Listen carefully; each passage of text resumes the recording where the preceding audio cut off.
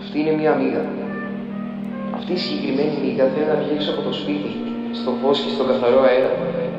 Όμως κάτι τη σταματάει.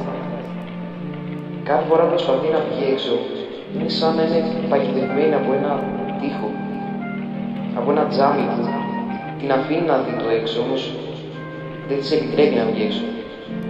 Και αυτή η μύγα κάθε φορά που προσπαθεί να βγει, όμως ποτέ δεν τα καταφέρει. Συνέχεια σκαρφαλώνει πάνω στον τοίχο, πάνω στο τζάμι και κάθε φορά είναι μάταιο. Αυτή η μύγα επιθυμεί να βγει έξω, στο περιβάλλον, εκεί πέρα που ανήκει. Όμως η μύγα απλά δεν μπορεί. Και αυτή η μύγα είμαστε εμείς. Όπως εμείς, η μύγα θέλει να ξεφύγει, να βγει έξω και να αλλάξει την παλιά της ζωή, από τις αμαρτίες. Η μύγα θέλει να ζήσει κάτι καινούργιο, όμως δεν μπορεί μόνη της. Δεν έχει τη δυνατότητα να το κάνει μόνη της. Η έξοδος φαίνεται κοντά, αλλά κάτι πάντα την κρατάει πίσω. Οι δυνάμεις της εξαντλούνται, η θέλησή της ξεφευγιάζει και η καρδιά της βαραίνει, αφήνοντας τη μύγα στο σκοτάδι.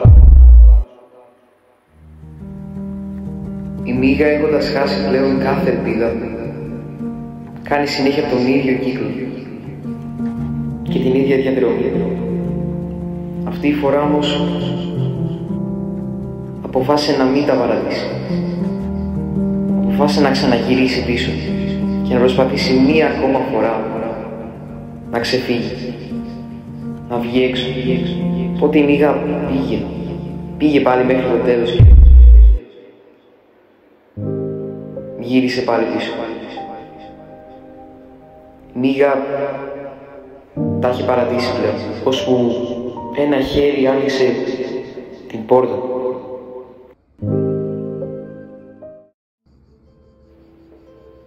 Η μύγα επιτέλους κατάφερε να πάει κάτω από την πόρτα, με ευκαιρία να πετάξει και να φύγει απ' έξω.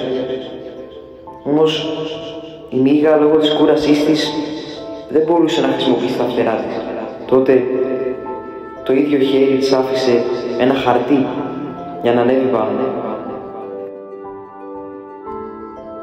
Μετά από όταν η μύγα είχε σκαρφαλώσει πλέον το χαρτί, είχε βγει έξω, στο φως, στη φύση, και η μύγα πέταξε, πλέον ελεύθερη.